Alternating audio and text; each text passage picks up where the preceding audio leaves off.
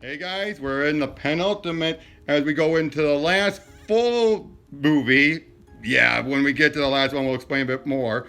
But we're going to get into Gamera versus Zigra, which is a weird shark-looking creature.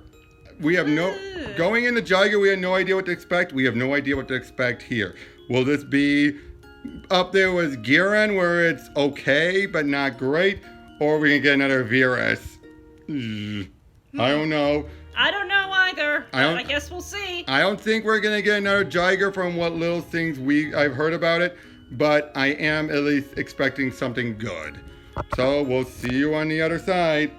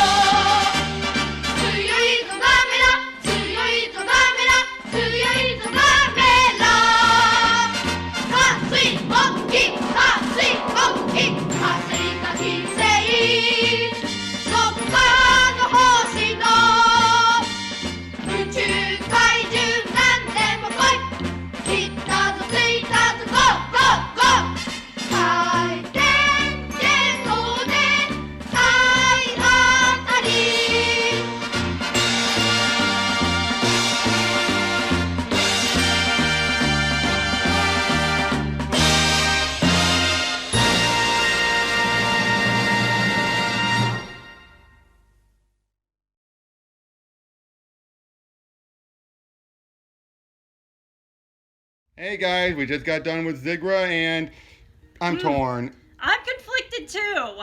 It was good. You had a great villain. The kids weren't bad. The adults were very well done. But the last act. Yeah, there are some writing problems that you can't even stick down to some of the production troubles that were associated with this movie. And we were ready to go in thinking, okay, we know about the production troubles. We're going to cut it some slack. But then you realize, no, this was not because of the production troubles. This is what they had written. I mean, okay, first, Zigra. Probably one of the third best villain. Yeah, the third best villain of everything that we've seen because... Gauss earns it just by sheer, him being the arch nemesis. Especially after we saw the first one with him in it. Yeah. Legion is definitely then up there because for sheer originality. Yeah, and just how well executed, but... Even how he went out. Zigra is evil. Is straight up evil. And it's the only one we hear actually talk. Oh, and the actor, you could so tell, is having a blast. Ham and cheese all up in this business. And in this case, he's here because he feels like we want the ocean, but he's staying on his ship where he's small. He's tiny by comparison. And yet by the end of it, Gamera smashes his ship, and because of Earth's pressure, he grows for some reason. And then he's thinking like, but forget it. You're not going to be enslaved. I'm going to wipe you all out. And then he's basically like, you don't deserve your waters. I mean, it's a bit of an environmentalist message, but it's nowhere near as heavy-handed as, say, Godzilla versus the smog monster. Where you have a monster literally made out of the pollution. But his design is awesome. So much of him is great, but the reason why he's still beneath Legion is the way he goes out. Yeah, we were expecting like, hey, maybe we can get some last bit of ham out of him, but nope. Not even that. Gamera just pulled him out of the water. You see him throw him into the ground, but then next thing you know, he's standing up. Somehow. And then Gamera throws a rock at him, and then he's falling down pin. And then Gamera plays his spines like a xylophone before he then just incinerates him. The effect was cool, but it wasn't that compared to Jiger, who I think has the most satisfactory demise out of all the monsters in any of the movies, next to Legion. Legion's the only other one that had the most satisfying send-off. Wouldn't you agree? Yeah. And maybe Gauss from Guardians of the Universe. But other than those, like maybe even from The Brave, the monster from The Brave. But yeah, of all the Showa, Jiger's the only one that had a worthwhile one. But Zigra, and I thought the kids were good, the adults were good, the main space lady who really wasn't, you could so tell she was brought in for sex appeal. Yeah. But she did a good job acting, both in the dub and in the the Japanese actress. The kids were not the best, but they weren't a Toshi. Yeah. Toshis are standard for the bad ones. Yeah, you can kind of tell that. I would place them beneath Ichi, beneath the kids from Jiger, beneath the kids from where would you put them compared to the kids from Giren? I'd say roughly even. Yeah, even. Definitely still, I would say the second worst would have to be the kids from Virus. Yeah. They weren't bad, but yeah. And then you had the way things played out, the plotting, everything that happened here made sense until the end where you felt like they had to rush it. Because there was just so much, and you felt tension, didn't you? Especially Indeed. when they're stuck in this bathysphere and they only have a certain amount of time left of oxygen. And then you later find out 8 hours have passed. You're like, oh no!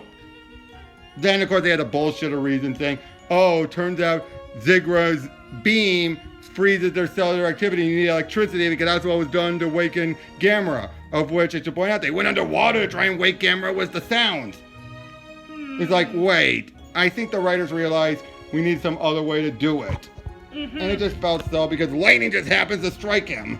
Yeah, that was just like, okay, that's a Deus Ex Machina right there. And the fact that happened to be the way to wake all the others up. Now, I did like the twist that the woman that was helping Zigra was a space astronaut who was abducted. And that was like the first scene we saw in the movie, except we didn't actually see her, so we didn't realize it until she explained, yeah, I was studying geology on the moon, and then suddenly my cart got abducted. And I do love it though, but they hint off to it. Because there's a point where they have this big chase across SeaWorld, which is where the budget, like you could tell the budget was slashed because of that chase. There's a point where these reporters saying, hey, it's her, it's her, it's her. And then you're like, wait, how do they know her? Yeah, how do they know her?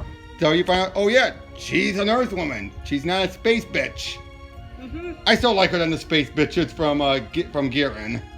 Yeah. I also love that she looks in you in the eyes and then down you go.